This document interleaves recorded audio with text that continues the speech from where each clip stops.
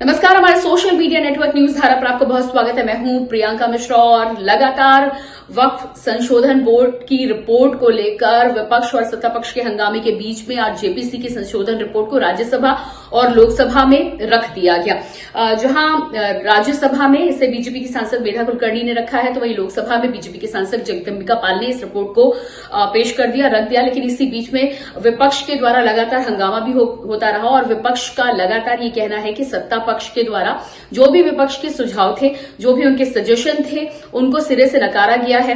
आम आदमी पार्टी के सांसद संजय सिंह का कहना है कि असहमति और सहमति अलग बात है, लेकिन सुझाव को कूड़ेदान में फेंक देने जैसा काम किया गया है। वही मल्लिकार्जुन खड़गे ने इस रिपोर्ट को फर्जी बताया है। इसी बीच में भारतीय जनता पार्टी के राष्ट्रीय अध्यक्ष जेपी नड्डा का कहना है कि रिपोर्ट में से कुछ भी निकाला नहीं गया है। किरण रिजिजू ने भी इस बात का समर्थन किया है कि रिपोर्ट में ऐसा कुछ भी निकाला नहीं गया है जिसको लेकर विपक्ष की आपत्ति हो। साथ ही गृह मंत्री अमित शाह ने भी आश्वासन देते हुए कहा है कि विपक्ष अगर इसमें कुछ भी जोड़ना चाहता है तो संसदीय प्रणाली के तहत वो अपना संशोधन करा सकते हैं या जो जोड़ना चाहते हैं वो जोड़ सकते हैं।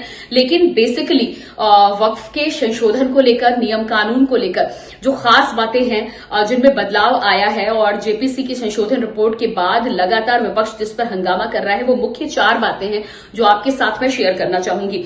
तो वक्फ बोर्ड के पुराने कानून को लेकर यहां पर बात की जाए तो पुराने कानून में सेक्शन 40 में रीजन टू बिलीव के तहत अगर वक्फ बोर्ड किसी प्रॉपर्टी पर दावा करता था तो उस पर केवल ट्रिब्यूनल कोर्ट में अपील की जा सकती थी। लेकिन अब ये अपील ट्रिब्यूनल कोर्ट के अलावा सिविल कोर्ट और हाई कोर्ट दोनों ही जगहों पर की जा सकती है, यानी कि यहां पर अधिकार में बढ़ावा कहीं ना कहीं दूसरे पक्ष को दिया गया है।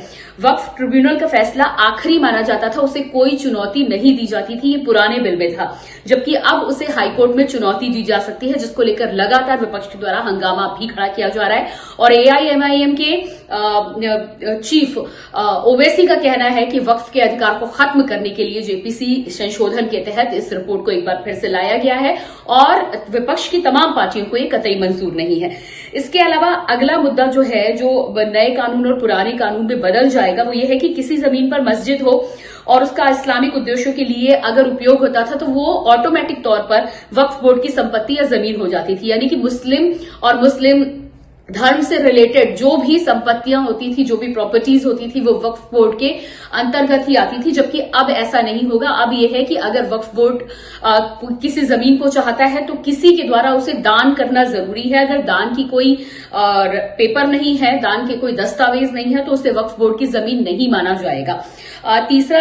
चौथी यहां पर और अहम बात यहां पर यह है कि वक्फ बोर्ड में अभी तक जब से वक्फ बोर्ड की शुरुआत हुई है तब से अभी तक महिलाओं की एंट्री बिल्कुल नहीं थी और वक्फ का फैसला वक्फ बोर्ड के अधिकारियों के द्वारा ही या वक्फ बोर्ड में जो शामिल था उनके द्वारा लिया जाता था। इसको लेकर आपत्ति भी थी और जिस तरह से देखा जाता है कि वक्फ बोर्ड को भी इस बात पर आपत्ति थी कि बतौर सदस्य महिला इसमें शामिल नहीं हो सकती, उनको एंट्री नहीं दी गई थी। लेकिन अब जो चौथा नियम है उसमें बदलाव होने के बाद वक्फ बोर्ड में 2 महिलाओं और अन्य धर्म के 2 सदस्यों को भी एंट्री मिलेगी, जिसको लेकर हंगामा लगातार शुरू से चला आ रहा है। अब देखना यह होगा कि संशोधन की रिपोर्ट एक बार फिर से पटल पर जा पहुंची है, राज्यसभा और लोकसभा में जा पहुंची है और विपक्ष का हंगामा तो लगातार चल रहा है। लेकिन क्या वाकई में ये बिल पेश हो पाएगा और बिल पेश होने के बाद लगातार अधिकार को खत्म करने की जो बात कर रही है उसमें सच्चाई है, या फिर कहीं ना कहीं बाकी लोगों को जिम्मेदारी देने की बात की जा रही है और जो अकाउंटेबिलिटी है और क्रेडिबिलिटी है वो अलग अलग जगह पर बांटी जा रही है।